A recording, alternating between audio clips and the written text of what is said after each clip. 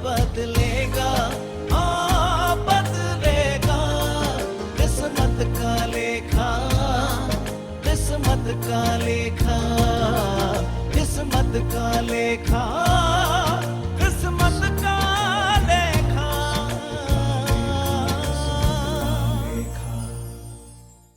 कर्मण्येवाधिकारस्ते मा फलेषु कदाचन मा कर्मफल हेतुर्भू मा संगोस्तत्वकर्मभिः।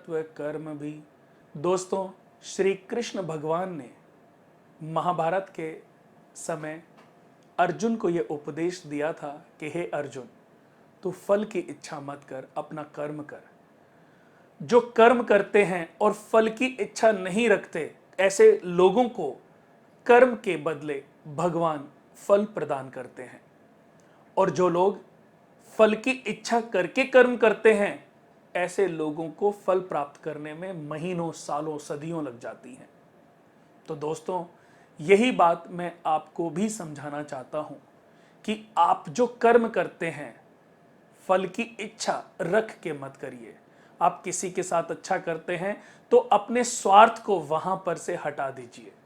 दोस्तों, हर आदमी मेहनत करता है और वो चाहता है कि उसको उसकी मेहनत का फल मिले। लेकिन मैं ये कहना चाहूँगा, आप मेहनत करें और पूरे मन के साथ, पूरी एकाग्रता के साथ आप अपने कर्म पर फोकस करें। जब आप अपने कर्म पर फोकस करेंगे तो मैं कहना चाहूँगा दोस्तों कि आपके कर्म का जो फल है वो ईश्वर भी देखना आरंभ कर देते हैं। और आज नहीं तो कल, कल नहीं तो परसों आपके कर्म का फल आपको प्राप्त होता है। दोस्तों, भाग्य कर्म के बिना किसी का नहीं बदल सकता। इसका संबंध ठीक वैसे है जैसे पिता और पुत्र का संबंध है। दोस्तों, पिता का जन्म होता है तभी उसके घर में पुत्र का जन्म होता है। और पिता का जन्म जब होता है तो उसके 20 साल के बाद, 22 साल के बाद, 25 साल के बाद पुत्र का जन्म होता है। आप अगर आज कोई आम का पौधा लगाते हैं तो ऐसा नहीं है कि सुबह आप जाएंगे और उस पौधे पर आपको आम लगे मिलेंगे। आप उसकी केयर करेंगे, उसको पानी देंगे, खाद देंगे, वो धीरे धीरे वृक्ष का रूप लेगा। और जब वो धीरे धीरे बड़ा होगा, वृक्ष का रूप लेगा, तो उस पे आम लगने शुरू हो जाएंगे और आप फल प्राप्त कर सकते हो। ऐसे ही हम अपने कर्म की बात करें, अपनी मेहनत की बात करें, दोस्तों, कर्म का फल ठीक वैसे ही है जैसे हम एक आम का पौधा लगाते हैं। और पौधा लगाने के बाद हम हर रोज सुबह ये जाके नहीं देखते कि इसमें से इस पे आम लगा है कि नहीं लगा है। हम हर रोज ये जाकर के नहीं देखते कि अब आम लग गया होगा, चलो तोड़ के लाते हैं। धीरे धीरे जब वो आम जो है बड़ा होता है, वो वृक्ष का रूप लेता है, तो धीरे धीरे उस पे फल लगने शुरू हो जाते हैं। एक दिन ऐसा जरूर आता है कि उस पे आम लगने शुरू हो जाते हैं, फल लगने शुरू हो जाते हैं और हमें वो फल की प्राप्ति हो जाती है, हमारी मेहनत सफल हो जाती है। ठीक वैसे ही दोस्तों, आप अपनी मेहनत करें, अपने कर्म करिए। अगर मेहनत करने के बाद भी, कर्म करने के बाद भी आपको सफलता नहीं मिल रही, तो ज्योतिष का अद्भुत ज्ञान आपके जीवन में आपके अंधकार को समाप्त कर सकता है। हमारी संस्था द्वारा बनाई गई एक ऐसी अद्भुत जन्म कुंडली है जो आपको इसी तरह के संपूर्ण कर्म का ज्ञान प्रदान करती है। हमारी कुंडली अपने आप में एक कर्म कुंडली ही है कि आप मेहनत कर रहे हैं, आप दान भी कर रहे हैं, आप अच्छी लोगों की केयर भी करते हैं, आपके संस्कार भी बहुत अच्छे हैं, लेकिन उसके बाद भी सफलता आपको नहीं मिल रही।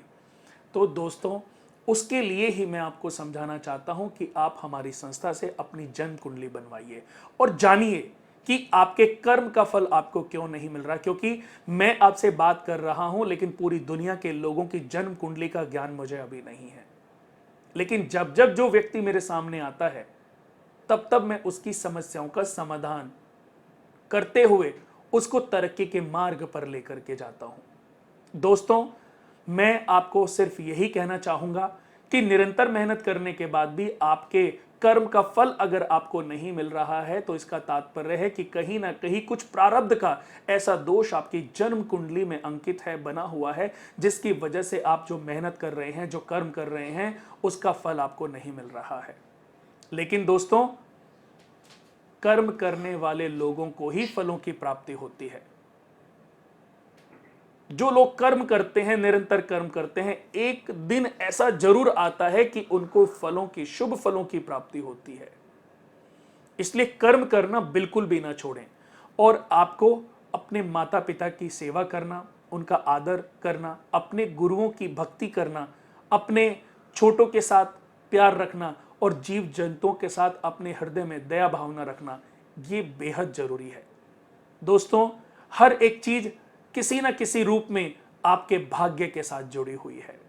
हम जो अपनी जन्म कुंडली बना करके आपको देते हैं, उसमें कर्म का अद्भुत ज्ञान आप लोगों को प्रदान करते हैं कि आप जीवन में किसी भी रूप में, किसी भी अच्छे योग से, किसी भी अच्छे सुख से आप वंचित ना रह जाएं। हर आदमी की कुंडली में इतने राजयोग होते हैं, लेकिन हर आदमी उनको प्रबल नहीं कर पाता। कर्म भाव अगर हम कुंडली में देखें तो 10th भाव को माना जाता है। ओहदा, कीर्ति, उद्योग, व्यापार, बड़ी पदवी की प्राप्ति, नौकरी, राज्य सत्ता, ऐश्वर्य, भोग, प्रतिष्ठा, इन सब को कुंडली के 10th भाव से देखा जाता है। और 10th भाव हर व्यक्ति के लिए सबसे महत्वपूर्ण भाव भी है।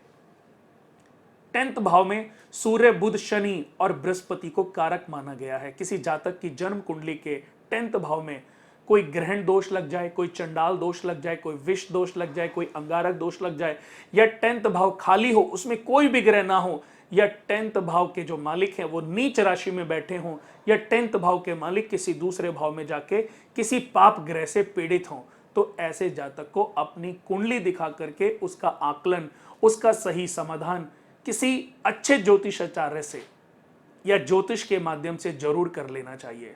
दोस्तों, जिस तरीके से एक सूरज की किरण इस पूरी पृथ्वी के अंधकार को समाप्त करती है, एक सही ज्ञान सही समय पर अगर आपको मिल जाए तो आपके पूरे जीवन को अंधकार से मुक्त करा सकती है।